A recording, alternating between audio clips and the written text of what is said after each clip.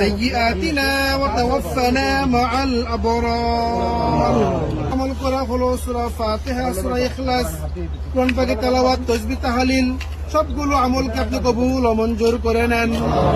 আমলের হাদিয়াগুলো সর্বপ্রথম হুজুরে পাক সাল্লাল্লাহু আলাইহি ওয়াসাল্লামের পাক রওজা মুবারকে হাদিয়াগুলো পৌঁছায়া দেন।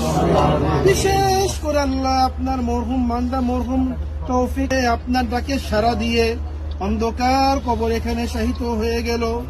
রব্বুল আলামিন আল্লাহ আপনার মরহুম বান্দাকে আপনি কবুল ও মঞ্জুর করে নেন। মরহুমের জীবনে যদি কোনো সগীরা কবিরা জানা অজানা ইচ্ছায় অনিচ্ছায় যদি কোনো ভুল করে থাকে তাকে আপনি মাফ করে দেন। আপনার রহমানুর রহিম নামের খাতিরে গফফার নামের উসিলা আপনার বান্দাকে আপনি মাফ করে দেন।